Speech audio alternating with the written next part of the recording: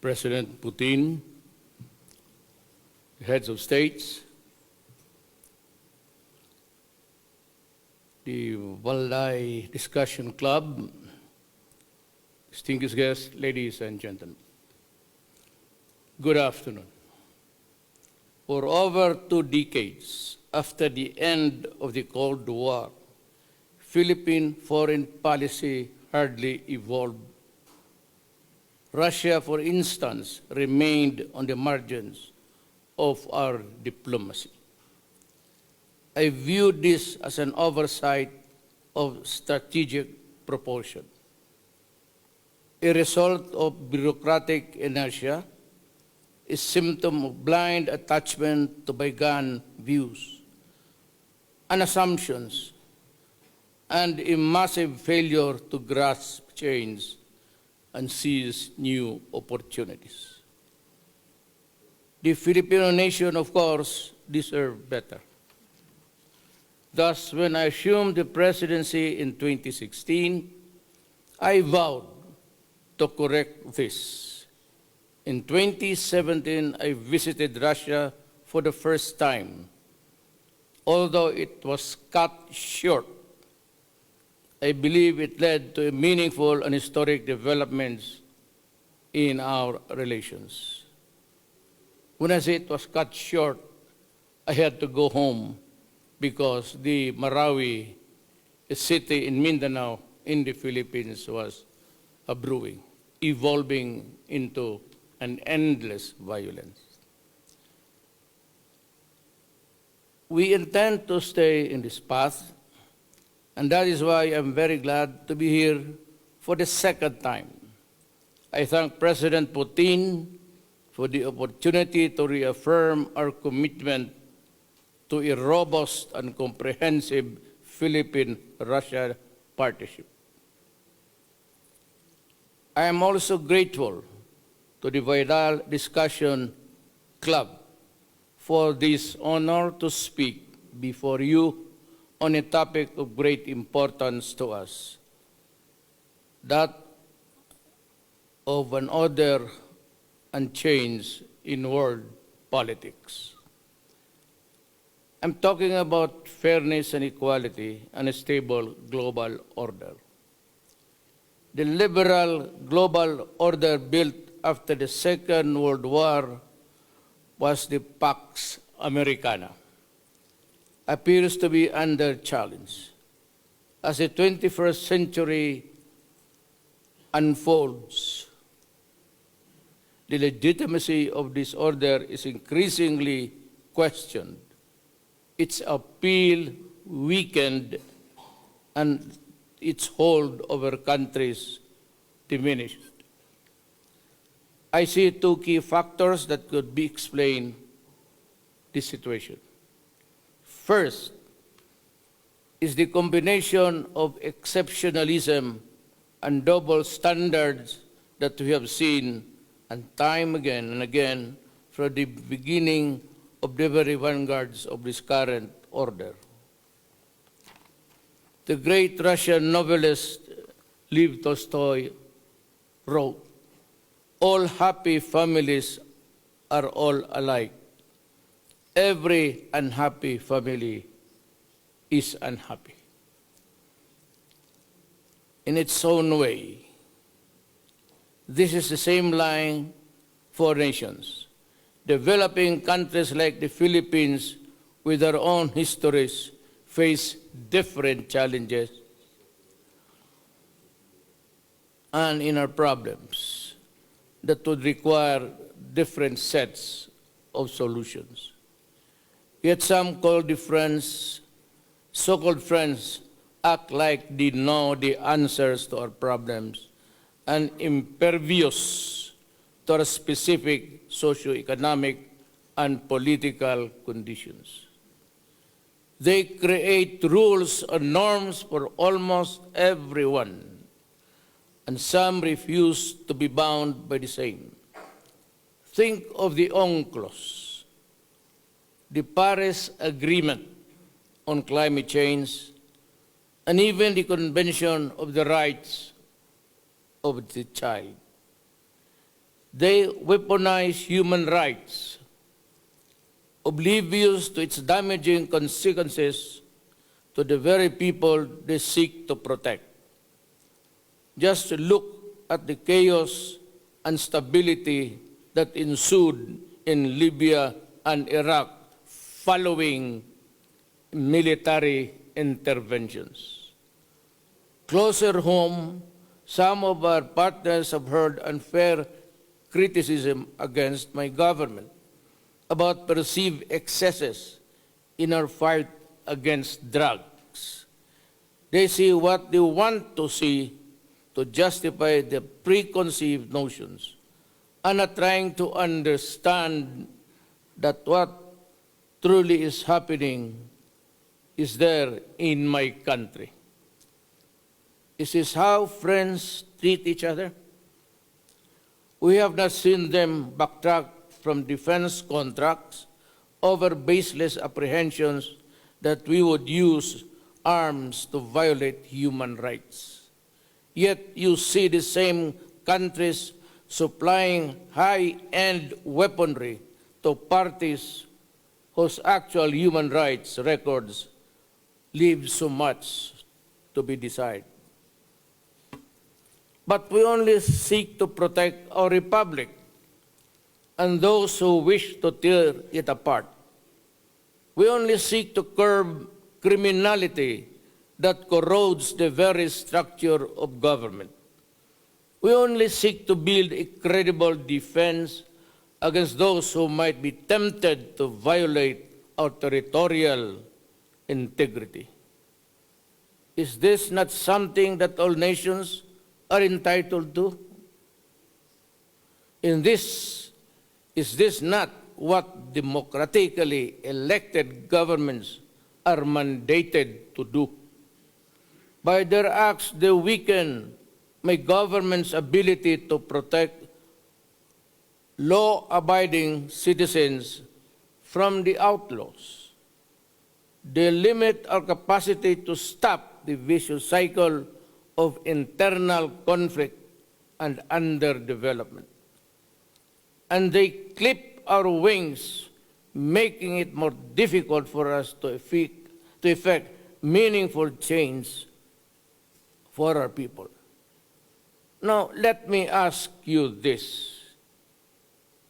In what universe is this right justifiable or fair? Nowhere in the self-contained bubbles of some societies that had the luxury of developing first. We are tired of the misguided and self-serving crusades of the few. It is time that they are challenged. Let me be very clear. I am not against the United States or the West. The U.S. is a close friend of the Philippines. In fact, our only treaty ally. We have deep ties with the American people, forged by shared history and nourished by common values. America certainly can offer so much, more than the world. Let me stress, I am not against liberalism in politics and in the economy. Liberalism, to my mind, creates the best pathways to a just and fair society. For a thriving democracy like the Philippines, there is simply no other better alternative to a philosophy that puts premium on the freedom and dignity of the individual. Our issue is not the current global order, but rather the actions of certain actors that violate the very principles that underpin this order. The Philippines does not ask for a special treatment, nor favors from its partners. It does not seek exemption from the norms and principles that have kept the peace in our world for decades. What we seek, I assume, what the Russian people and all nations also desire, is fairness, equality, and mutual respect. We want a strengthened rules-based order where countries, big or small, are treated the same. We want unimpeded freedom and guaranteed by our Constitution to exercise our right to govern ourselves as a people and as we saw it fit. And we want friends and partners to respect our independence to make sovereign decisions just as we respect theirs. The principles of respect of state sovereignty, non-intervention, the peaceful resolution of disputes must be upheld at all times. Otherwise, the order unravels. This is crucial, especially now, with the rise of new powers and the relative decline of the old. The geopolitical shift is the second challenge of the current global order. In the remaining 3 years of my term, we likewise expand the horizon of Philippine diplomacy by deepening our engagement in Latin America, Africa, and Central Asia. It is also high time that the Philippines book and look at the Middle East with fresh eyes going beyond oil and overseas Filipino workers. As one of the fastest growing economies in the world, the Philippines will assume our twin responsibility of sustaining the growth of our people while helping other developing countries in their own to progress.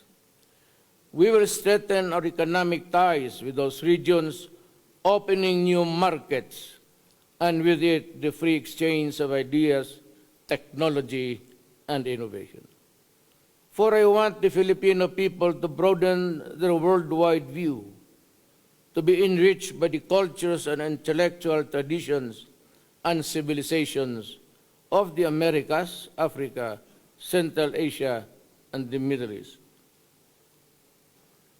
Indeed, parochialism and isolationism have no place in the world that is getting smaller and smaller by the day. We have to embrace our shared destiny if we are to overcome the existential challenges of our time. But make no mistake, while we recognize independence of nations, we hold firstly sacrosanct our own independence. Openness to cooperation without precondition is the answer to the serious threats we face today, from terrorism to climate change, from migration issues to refugee crisis, and from new pandemics to looming shortages of vital resources. These are multi-dimensional problems that cut across issues of national identity, human rights, development, and sovereignty. Clearly, we have no choice. We have to act together to survive and prosper together. So instead of using these issues as tools to maintain the status quo, to make the rich richer and the poor poorer, as some wealthy nations are wont to do, we have to help each other.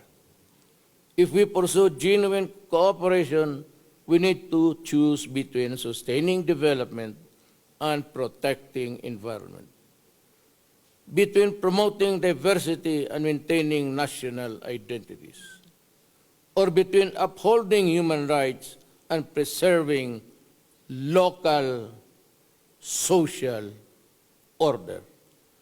Balancing this seemingly contradictory goal is the fundamental challenge of our times.